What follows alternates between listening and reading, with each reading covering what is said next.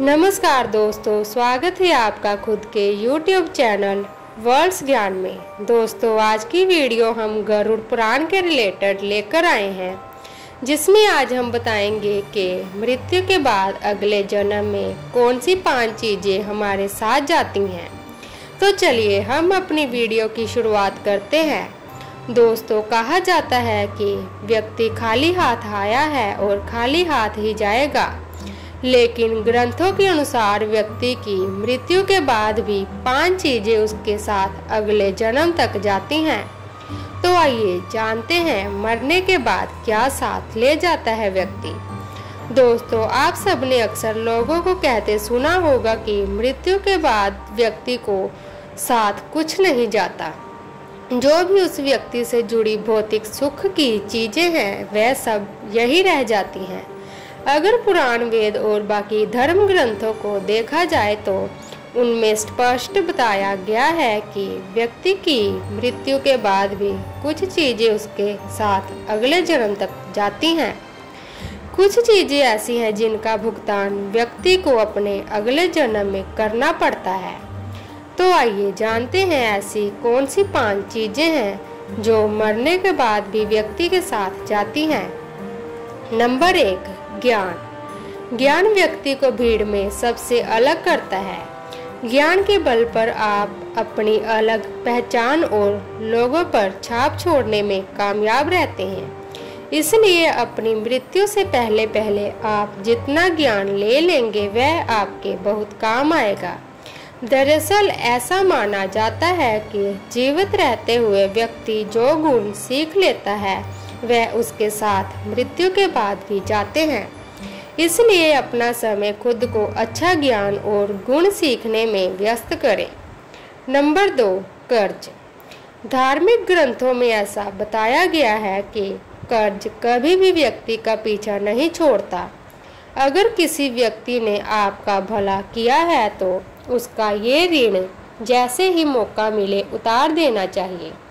अगर आप किसी का ऋण नहीं उतारते हैं तो जन्म जन्मांतर तक चुकाना पड़ता है, वह कर्ज उतारना पड़ता है। अगले जन्म में वह कर्ज किसी भी रूप में आपको चुकाना पड़ सकता है। साथ अगर अपने किसी को कर्ज दिया है और उस व्यक्ति की मृत्यु कर्ज चुकाने से पहले ही हो जाती है तो आपको भी बार बार जन्म लेना पड़ सकता है। नंबर 3, वासना और मोह। ग्रंथों के अनुसार अगर किसी चीज को पाने की चाहत रखते हैं और वह चीज व्यक्ति को ना मिले तो मृत्यु के बाद भी उस चीज की वासना आपका पीछा नहीं छोड़ती। सांसारिक सुखों की चाहत रखना वासना ही है। वासना को लेकर विष्णु पुराण में एक कथा भी मौजूद है। कथा कुछ इस प्रकार है कि राजा भरत को अपने हिरण से बहुत प्यार था। उसी के बारे में सोचते हुए उसने प्राण त्याग दिए।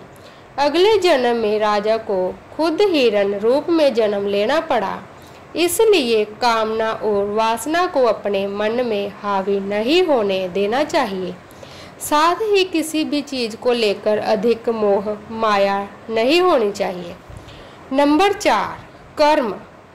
गीता में कहा गया है कि मनुष्य जीवन बिना कर्म के संभव नहीं है। हर पल मनुष्य अच्छे या बुरे कर्म करता रहता है।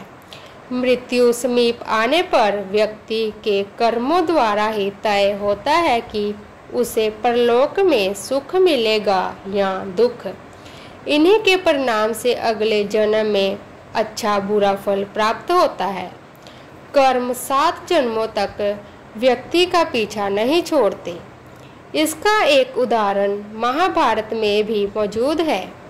ये कुछ इस प्रकार है कि वाणों की शैया पर लेटे हुए भीष्म ने भगवान कृष्ण से जब ये पूछा कि मुझे ऐसी मृत्यु क्यों मिली, तो भगवान कृष्ण ने उन्हें 7 जन्म पहले की घटना याद दिलाई। 7 जन्म पहले भीष्म ने एक अधमरे सांप को उठाकर नागफनी के कांटों पर फेंक दिया था। इसलिए भीष्म को पिछले जन्म के कर्मों का फल इस जन्म में चुकाना पड़ा। इससे हमें ये पता चलता है कि कर्म कभी भी मनुष्य का पीछा नहीं छोड़ता। नंबर 5, पुण्य। दोस्तों, आपने अक्सर घर के बड़ों से सुना होगा कि दान और परोपकार कभी खाली नहीं जाता। इसका जिक्र शास्त्रों में भी किया गया है। जीवन में अगर कोई अपरिचित व्यक्ति आपकी मदद करता है, उसका मतलब है कि वह पिछले जन्म में आपके द्वारा किए गए दान और परोपकार को चुका रहा है। इसलिए दान पुण्य करते रहना चाहिए। यह व्यक्ति की मृत्यु के बाद उसकी आत्मा के साथ जाते हैं। तो दोस्तों, इस वीडियो में हमने आपको बताया कि मृत्यु के बाद ये चीज़ें हमारी आत्मा के साथ अगले जन्म में जाती हैं।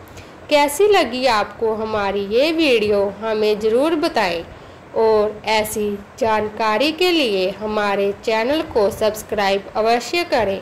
धन्यवाद।